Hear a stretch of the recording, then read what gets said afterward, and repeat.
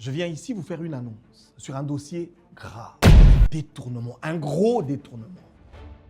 Une expropriation. Les terres de la République démocratique du Congo expropriées par une entreprise étrangère, une entreprise nigériane, avec l'aide évidemment des Congolais. L'État congolais a été dépossédé de ses actions dans l'entreprise PHC. Pour ceux qui ne le savent pas, ou pour ceux qui vont l'apprendre aujourd'hui, PHC, c'est ce que tous les Congolais ont connu sous le nom de PLZ. Société monnaie Otoyebi, PLZ, au Elongwaka Équateur et Katisse Botina Bande. Ezali Sousu ya bisote. Ba Nigériens ba botoli biso société wana. Et comme une société na ba paya, ba teki yango. Félix Antoine Tshisekedi, président de la République.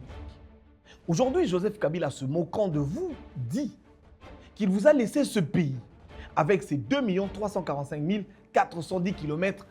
Mais aujourd'hui, Bunagana pris, Goma pris, Bukavu pris, une partie de la République entre les mains de la rébellion. AFC M23, Nanga et consorts, le Rwanda patron chez nous en République démocratique du Congo. Dira-t-on aujourd'hui que Tshisekedi a encore laissé l'Équateur entre les mains des Nigérians? Nous allons vous montrer comment la République démocratique du Congo a-t-elle perdu ses 66 733 actions, représentant à peu près 23,83% du capital de PHCSA. En quelques actes seulement, quelques petites décisions seulement, la participation de la République démocratique du Congo a tout simplement disparu. Tous les pouvoirs de la République, ça veut dire le pouvoir judiciaire, le pouvoir législatif, ainsi que le pouvoir exécutif restent bouche bée. Personne ne parle et personne ne veut participer. On se demande lequel de ces personnes ou lesquelles ont été simplement condamnés. Au numéro 1, nous vous parlerons d'un grand monsieur. Il s'appelle Kalam Pinga. Monsieur Kalam Pinga est le premier à avoir lancé l'alerte. C'est lui le lanceur d'alerte. C'est lui qui écrit alors au Parlement pour dire au Parlement qu'il y a quelque chose qui se passe. Qu'il y a la RDC qui est en train de perdre ses parts, sa participation dans l'entreprise PHC. Et que je demande qu'une pétition soit faite au niveau du Parlement pour que le gouvernement soit interpellé pour poser la question au ministre, savoir comment la République démocratique du Congo perd ses parts. En deuxième lieu, nous parlerons des taiseux.